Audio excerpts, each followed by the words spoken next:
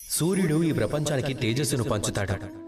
సూర్యుడికి ఒకవేళ తన ప్రకాశంపై అహంకారం పెరిగితే అప్పుడు అహంకారాన్ని తొలగించేది మేఘం. సూర్యప్రకాశాన్ని పూర్తిగా కప్పేస్తుంది. ఇప్పుడు ఒకవేళ మేఘానికి తన గతిని చూసి అహంకారం వస్తే అప్పుడు ఆ మేఘం యొక్క అహంకారాన్ని తొలగించేది పర్వతం. మేఘాల గతిని ఆపేస్తుంది. ఇప్పుడు ఒకవేళ పర్వతానికి దాని ఆకారాన్ని చూసి అహంకారం కలిగితే తన ఆకారాన్ని తగ్గించేది ఒక చిట్టెలుక. విశాలమైన పర్వతానికి ఒక చిన్న కలుగు తవ్వి ఇప్పుడు ఒకవేళ ఆ చిట్టెలుకకు అహంకారం కలిగితే అప్పుడు జలం దాని అహంకారాన్ని తగ్గిస్తుంది ఆ కలుగులో ప్రవేశించి. ఇప్పుడు ఒకవేళ జలానికి అహంకారం కలిగితే అప్పుడు మనుషులు దానికి ఒక అడ్డుకట్ట కట్టి దాన్ని ఆపేస్తారు. ఆ విధంగా జలం అహంకారం తగ్గిపోతుంది.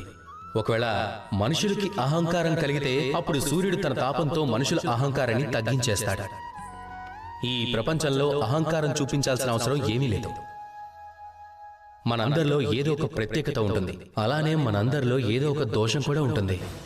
ఈ ప్రకృతి మనకు ఏం నేర్పిస్తుంది? ఇవన్నీ ఒకరిని చూసి ఒకటి పోట్లాడుకోవు, ఒకరికొకటి ఇబ్బంది కూడా కలిగించుకోవు. కేవలం వాటి కర్మలు చేస్తూ ఉంటాయి. సూర్యుడు తన ప్రకాశంతో వనస్పతులకు, చెట్లకు, మొక్కలకు జన్మనిస్తూ ఉంటాడు. మేఘం వర్షిస్తుంది, ఆ తర్వాత మాయమైపోతుంది, మళ్లీ తయారవుతాయి. పర్వతం యొక్క ఆకారం ఆ వర్షానికి ఒక దిశను ఏర్పాటు చేస్తుంది. అది దారగా మారి నదిగా ప్రవహిస్తుంది. ఇదంతా ఏమిటి? ఇదంతా ఒక మద్దతు, ఒక చక్రం. అందరూ కలిసి తమ పనిని చేస్తూ ఉంటారు. అప్పుడే ప్రకృతి జీవించి ఉంటుంది. మనం చేయాల్సింది కూడా ఇదే. కలిసికట్టుగా ఉండి పని చేయాలి.